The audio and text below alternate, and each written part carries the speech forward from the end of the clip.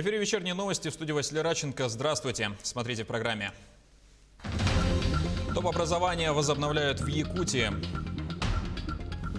Еще одно село в Чурапчинском районе подключили к газу. А в Покровске продолжается обустройство открытого хоккейного корта.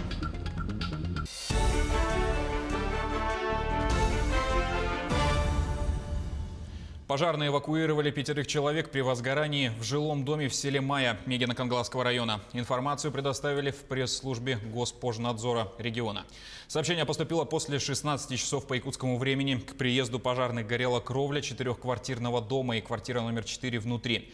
5 жильцов, из которых 3 детей, эвакуированы. Квартира номер 3 закрыта снаружи. Предположительно, пожар начался с квартиры номер 4. Ее хозяин не пострадал. Всего на месте пожара работают 15 человек личного состава и 3 единицы техники.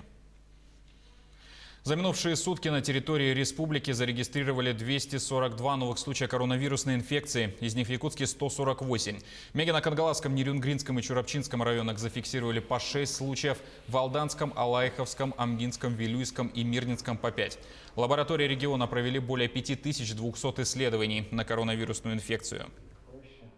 На настоящий момент во время заседания республиканского штаба, который прошел с утра сегодня у главы республики Саха-Якутия Айсена Сергеевича Николаева, были поставлены задачи, прежде всего направленные на ситуацию по исполнению указа главы, подписанного в пятницу.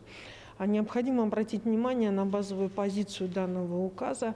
Она связана с усилением обязанностей, которые возлагаются на работодателей. На настоящий момент ранее рекомендуемая термометрия работников для всех работодателей на территории республики является обязательным. Новое оборудование приобрели для Тампонской районной больницы. Оно поможет эффективнее бороться с коронавирусом. Сюжет Марии Винокуровой. Для палаты интенсивной терапии хирургического отделения были приобретены кислородные концентраторы, шприцевой дозатор, дыхательные контуры. Также в больницу поступили палатный рентгенаппарат, автопромыватель, ридер. На днях якутским филиалом компании «Полиметалл» принято решение об очередной помощи Тампонскому району. На выделенные средства будут приобретены электрокардиографы, кислородный концентратор, средства индивидуальной защиты для медработников, лекарственные препараты. Для компании «Полиметалл» оказание помощи медицинским учреждениям и жителям стало новым направлением социальной деятельности, наверное, как и для многих предприятий по всей стране, но, наверное, и в мире в целом. Нашей компании «Полиметалл» выделено 29,5 миллионов рублей на оказание помощи в антиковидных мероприятиях в Республике Саха-Якутия. Из них около 7,5 миллионов рублей выделено на Тампонский район. На данные средства сейчас закупаются, даже скажу, ИФА-тесты для более ускоренного получения результатов тестирования, закуплены кислородные концентраторы и другое медицинское необходимое оборудование. Скоро в больницу поступят наборы реагентов для иммунохроматографического выявления антигена COVID-19. Тогда специалисты сами на месте смогут подтверждать диагноз, не затягивая процесс. В такой сложной обстановке большую помощь оказывает компания «Полиметалл».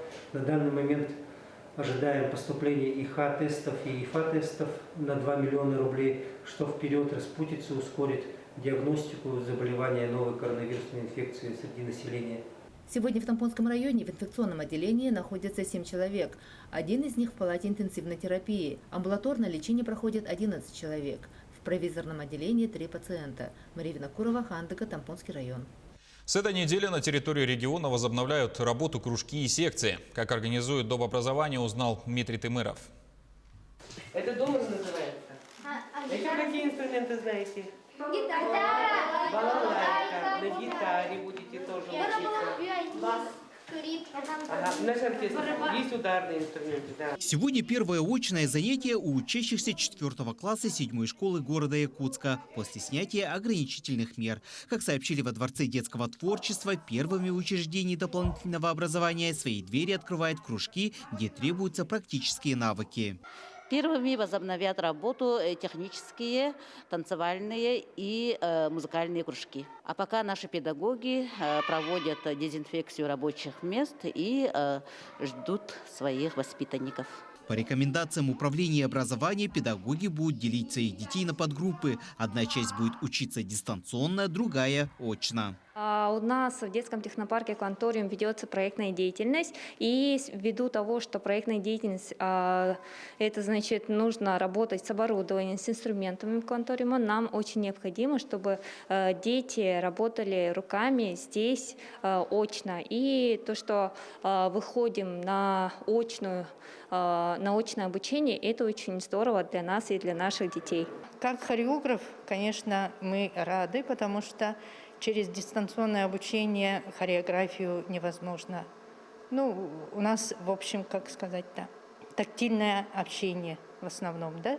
Мы показываем, мы их поправляем, и поэтому, конечно, дистанционное обучение было трудным. При этом, как отметили в столичном управлении образования, дистанционная форма обучения детей сохраняется. Значит, сегодня будет составлено расписание учреждений, где, значит, будет применяться смешанный вариант работы. То есть по некоторым программам будет это очное занятие детей, по некоторым очное, дистанционно и дистанционное занятие. Конечно, при обучении очном режиме, значит, будут соблюдаться все меры санитарные нормы, которые предписаны Роспотребнадзором. Сегодня в учреждениях дополнительного образования города Якутска созданы все условия для безопасного обучения детей. В каждом учреждении имеется рециркулятор воздуха, автоматические дезинфекторы рук, термометры. Педагоги дополнительного образования надеются, что обратный переход на очную форму обучения пройдет безболезненно как для детей, так и для самих педагогов. Ведь этого дня ждали не только преподаватели с детьми, но и родители. Дмитрий Тымыров, Семен Семенов, Якутск. Продажу билетов на поезд без пересадки из Нижнего Бестяха в Иркутск открыли в Якутии. Первый рейс из Мегино-Кангаласского района запланирован на 20 декабря, из Иркутска на 25 число. Согласно расписанию, состав из Нижнего Бестяха будет отправляться с пассажирским поездом номер 327 Нижний Бестях-Нерюнгри в 19:30 по якутскому времени. Частота маршрута раз в 8 дней. Время в пути составляет чуть более 3 суток. Минэкологии Якутии официально опровергает сообщение о миграции диких северных оленей в Мирнинском районе. Ранее в социальных сетях распространилось видео с сообщением о том, что животные пересекают границу столицы Западной Якутии. По словам специалистов, в последние годы переход оленей вблизи Мирного и поселков Удачный и Айхал не наблюдается. Пути их миграции проходят по другим маршрутам, сообщили в пресс-службе ведомства. Также там пояснили, что предположительно видео сняли в Ямало-Ненецком автономном округе, и в нем сняты домашние животные, а не дикие. Первый участок 119 километр автотрассы Удачный-Ленск от верховья ручья Мархара до устья ручья Мархара. Второй участок от реки Марха по левую сторону трассы Анабар до границы Ленёкского района. Третий участок круглогодичная трасса Удачный-Муна в радиусе 5 километров по обеим сторонам. Подключение села Чакыр к газовым сетям прошло в Чорапчинском районе. Это уже 4-й газифицированный пункт в Улусе. Работы выполнило дочернее предприятие Сахатранснефтегаза. Они начались в 2015 году. До села проложено 12 километров магистрального трубопровода. Несмотря на удаленность и экономические трудности, вызванные распространением коронавируса, при поддержке республики удалось завершить данный проект за короткий срок. На сегодняшний день в поселке Талан подключено к газу 15 жилых домов. Мы планируем до Нового года еще ввести до 40. Общее количество жилых домов планируем довести до 40. И еще планируется подключение социальных объектов. В городе Покровске продолжается обустройство открытого хоккейного корта. Год назад на итоговом собрании в рамках программы поддержки местных инициатив покровчане выбрали 3 приоритетных проекта на 2020 год. Среди них большее количество голосов набрал проект строительства хоккейного корта. Под него выделили участок возле строящегося зала борьбы имени Леонида Спиридонова. Произвели отсыпку, заказали хоккейную коробку размером 60 на 30 метров производства Казани. В октябре ее доставили, сразу произвели монтаж бортиков, недавно установили вагончик для обогрева и переодеваний. Сейчас ведутся работы по организации освещения. Осталось залить водой хоккейную площадку и установить защитные сетки. Полная стоимость проекта более 2 миллионов рублей. Открытие планируется в ближайшее время. Ну, данное спортивное сооружение будет использоваться круглогодично. В зимний период это массовое катание, игра в хоккей, а в летний период при бетонировании и покрытии резиновой дорожкой можно использовать и мини-футбол, и как под волейбол, теннис, ну и других видах спорта. Конечно, хорошо бы, но я думаю, вообще в будущем на этом месте, чтобы стоял крытый хоккейный корт или ледовый дворец. А в селе Алекминское открыли обновленный сквер славы. Сюжет нашего корреспондента Елены Фаст. Открытие сквера славы подытожило работу, которую провели в селе Алекминское по программе поддержки местных инициатив. Именно здесь всегда собирались жители 9 мая и в День памяти. Из села ушло 125 человек, вернулось всего 51. У многих в селе на полях войны остались родные.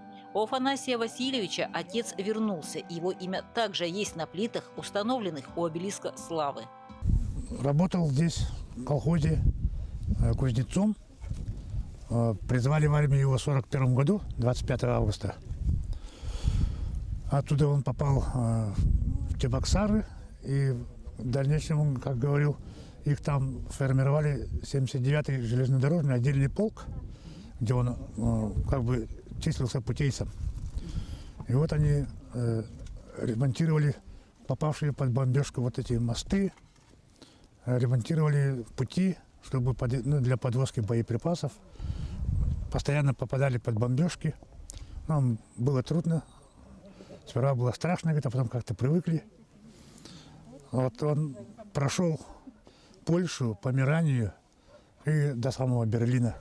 Реализованный проект оправдал ожидания. В небо устремлен обелиск, на котором парят журавли. Памятные плиты, как наглядная история села. Память должна остаться, и хорошо, что благодаря программе появилась возможность сделать это достойно и красиво.